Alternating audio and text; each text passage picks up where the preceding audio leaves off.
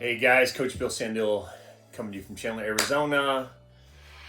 How's everybody doing? For the next 10 minutes, I'm going to be your personal hitting coach. And today, I've been getting some questions about some of the stuff, the techniques that we do. Techniques that we're doing, that we're working with our hitters.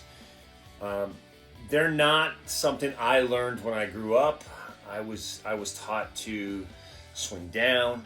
I was taught to squish the bug. I was taught to push my hands. Everything I was taught as a young player, we found was not exactly what needs to be done to be successful long term.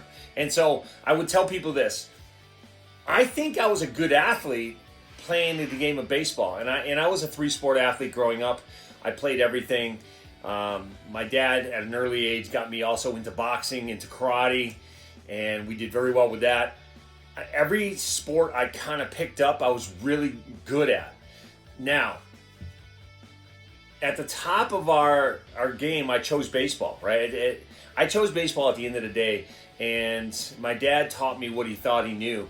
And I was very successful. I went on, I got a college scholarship. I went on to play independent pro baseball.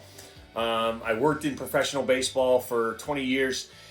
I think I was very successful, but when you're talking about playing at the highest level, I think you need to be a good athlete. And some of the good athletes that come to mind is Bo Jackson, Deion Sanders, Brian Jordan, even a guy like Dave Winfield, who could have been drafted in three sports. I think there's a direct correlation to being a great athlete and playing a sport. In a game like baseball, I think you can be a great athlete and be successful.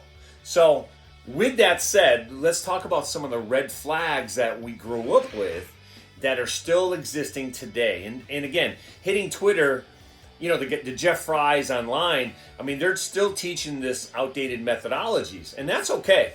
I tell people there's a lot of ways to kind of skin a cat, and if you're successful in that way, then continue to do that way. But what we've seen over time, the video analysis has gotten a lot better. Everything has gotten better as far as showing us metrics and different things. So guys like Brian Jordan, guys like Deion Sanders, Bo Jackson, when I ask my guys, were they good baseball players or just great athletes? And it always comes back that they were great athletes playing baseball. They weren't really baseball players.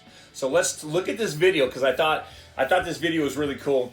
JD Martinez has been online for a few years. This video has been around for a long time, but I wanted to show people some of the red flags, but I wanted a current major leaguer showing you and talking about it, and then we can come back and I can give you my final thoughts on some of the red flags, okay? So watch this video, we'll come back and we'll talk. Red flag that you were working on as a little kid that was wrong. One was always taught to swing down, straight A, straight B.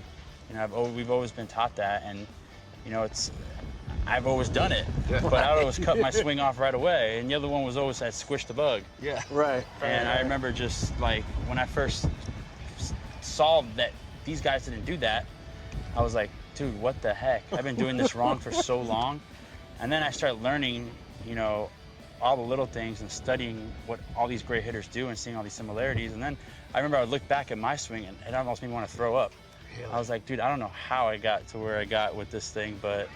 All right, guys, it was so cool to see JD Martinez talk about growing up and how successful he was, even with how bad the information was, or, I shouldn't say that, how the information was when we were growing up, that he managed to make it as a big league player. And it just goes to show you, you don't always have to do the right thing to be successful, but it matters when you do learn how to do the right thing, that you make those changes, and that'll give you the longevity you need to be successful. And he even said it. I went back and I studied what all the great hitters do. So this is what we're doing currently, right? We're talking about the great hitters, the similarities of the good hitters.